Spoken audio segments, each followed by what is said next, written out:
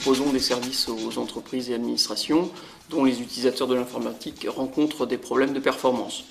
En gros, quand les gens commencent à s'énerver devant leur ordinateur en disant « mais ça rame », c'est qu'il y a du travail pour nous. Le kit culinaire, c'est un kit prêt à cuisiner pour 4 dîners. Chaque semaine, le kit culinaire s'occupe de tout. C'est-à-dire que je prépare les recettes et les menus sains et équilibrés. Ensuite, je fais les courses auprès des artisans lyonnais et des producteurs locaux, de produits frais, de saison, de qualité. Et enfin, je livre à domicile, au bureau ou en point de retrait. Vous n'avez plus qu'à cuisiner chez vous et en moins de 30 minutes et à vous régaler avec de bons petits plats faits maison. Mon projet est une entreprise de plomberie qui s'appelle M Plomberie. Elle a été créée en mai 2014. Je fais essentiellement du dépannage, de l'installation et de la rénovation. J'ai créé en janvier 2014 la société Ideact, une société de conseil spécialisée dans le marketing du point de vente et la conception d'espaces marchands. La vocation d'Ideact est d'accompagner des indépendants, des petites franchises. L'entreprise que j'ai créée, c'est une chocolaterie, la chocolaterie Sandrine Chapaz. Je fabrique et commercialise des chocolats et confiseries haut de gamme. Et un des services particuliers que je propose, c'est de faire des chocolats personnalisés, ou bien avec des logos d'entreprise, ou bien avec toute autre inscription. Ça peut être des prénoms d'enfants, ou ça peut être pour un mariage, un baptême. Les risques qui ont pu m'inquiéter lors de la création d'entreprise, c'est à peu près tout. C'est pas compliqué, perte de l'emploi, pas réussir, catastrophe financière, impact sur la famille, déséquilibre entre la vie professionnelle et la vie personnelle, enfin à peu près tout. La seule chose que j'avais à peu près acquise, c'était l'expertise de mon domaine, puisque je ne suis pas sorti de mon domaine précédent. Les difficultés lors de la création d'entreprise, elles sont nombreuses. C'est-à-dire qu'en dehors de son domaine de compétences sur lequel on crée l'entreprise, tout le reste à peu près sont des difficultés. C'est-à-dire qu'il y a la gestion d'entreprise avec toutes les administrations qui nous tombent dessus, c'est à peu près l'horreur. La partie commerciale, personnellement, je n'ai pas du tout un bagage commercial, je ne suis pas forcément à l'aise avec cette question.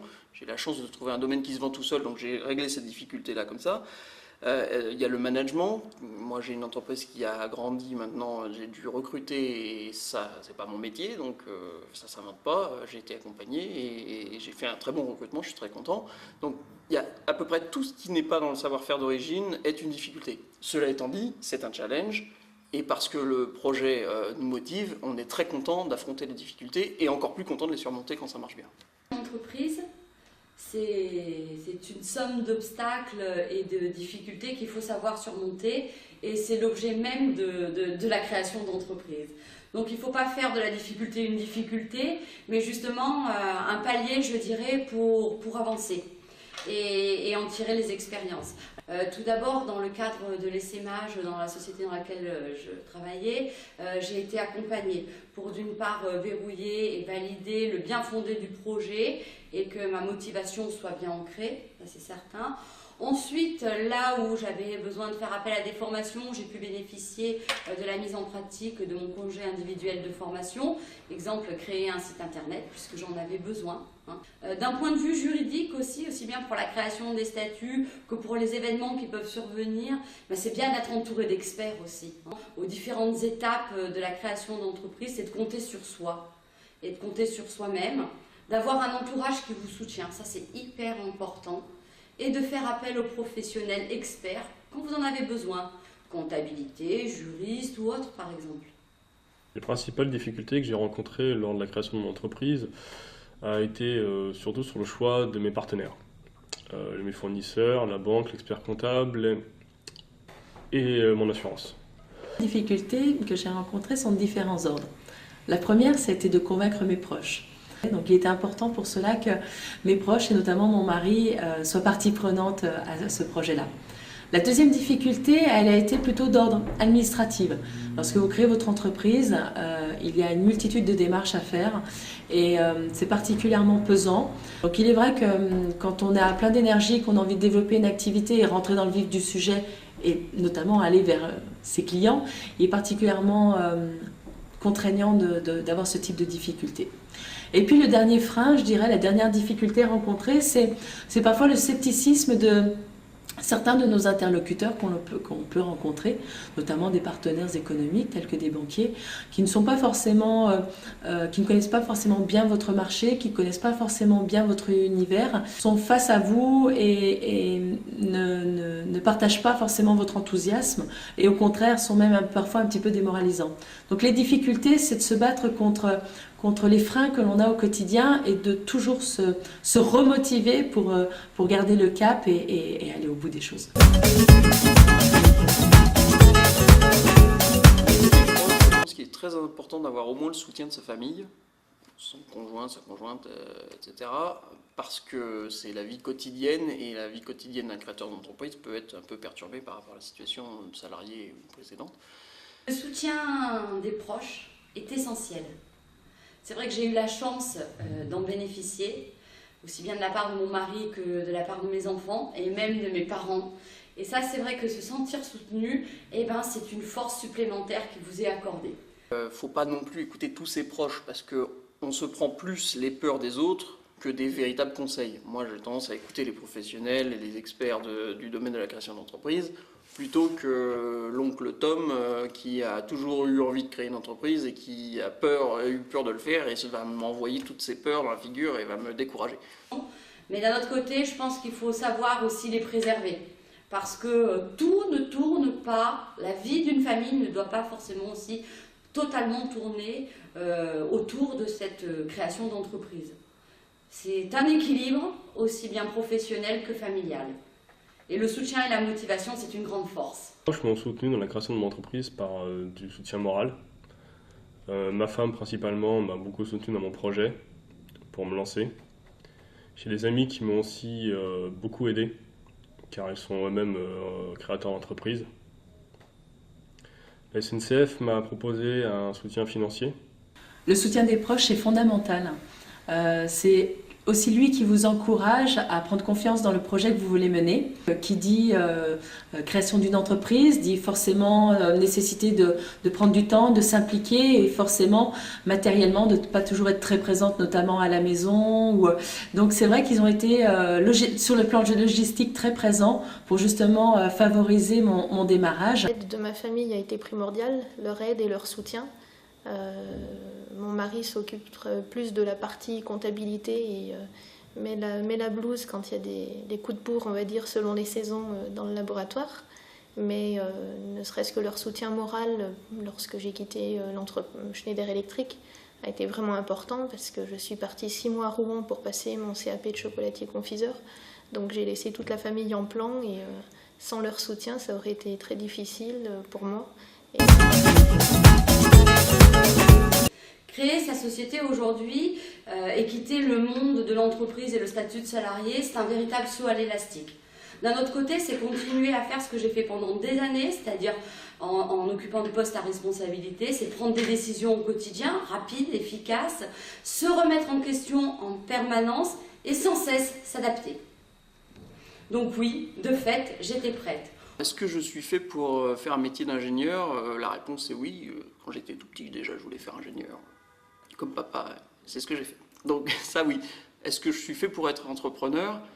Ça, c'est difficile à répondre parce qu'il faut avoir un goût du risque.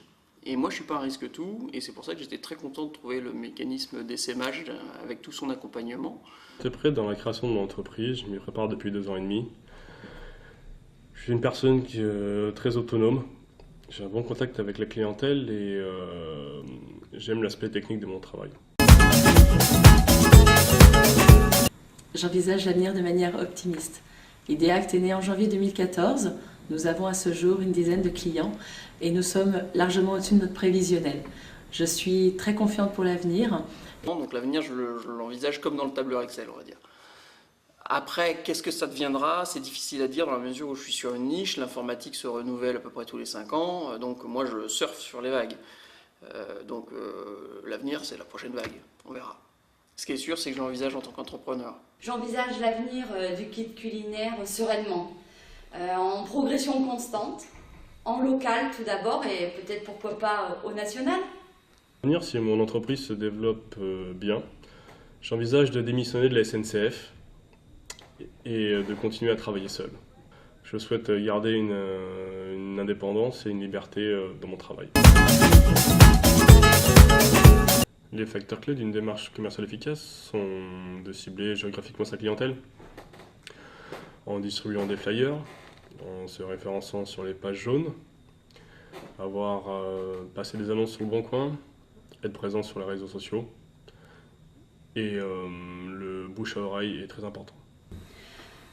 Une entreprise y connectée aujourd'hui, c'est primordial. C'est primordial d'être présent sur les réseaux sociaux pour rester en contact avec ses clients, ou même si ce ne sont pas des clients, mais des personnes qui s'intéressent au concept du kit culinaire, elles ont besoin de suivre mon actualité et moi j'ai aussi besoin de leur en donner de l'information. Point clé pour la création d'une entreprise, c'est avant tout de savoir s'entourer d'experts. Bien qu'on peut être expert dans son domaine, qu'on a bien étudié son marché, il est fondamental de s'entourer de gens qui puissent vous apporter du conseil. C'est l'échange d'expérience avec d'autres chefs d'entreprise. Des gens qui ont un jour passé le pas, qui ont été confrontés à des problématiques similaires aux vôtres et qui ont eu leur propre expérience. Et l'échange d'expérience est particulièrement bénéfique parce que souvent ils vous donnent de bons trucs et astuces et puis ils vous disent aussi les erreurs à ne pas faire. Enfin, le dernier point qui est fondamental pour le démarrage d'une activité, c'est de savoir créer les bonnes connexions. Développer son réseau relationnel, c'est aussi permettre à l'entreprise de pouvoir se lancer, en tout cas de faire la promotion de ce que vous proposez. C'est de croire en son projet avant tout, d'aller au bout de son rêve, parce que ça part souvent d'un rêve, et de garder sa ligne de conduite de bout en bout. Il y aura forcément des embûches sur le chemin. Il faut prendre problème après problème, et puis après tout se résout petit à petit, et ça vaut le coup de s'accrocher, parce qu'après on est complètement autonome. Suivre son instinct, de rester très enthousiaste malgré les obstacles, les barrières, et puis de savoir s'entourer, d'entourer de gens positifs, d'experts pour l'aider à construire son projet, de bien étudier les différentes possibilités, parce que souvent on a une idée, mais il peut y avoir des opportunités parallèles, donc important d'ouvrir le champ de vision, et puis d'y aller, de ne pas se poser de questions. C'est du bonheur de créer une entreprise, c'est un projet qui marquera votre vie, la vie est courte, donc il faut en profiter, foncez.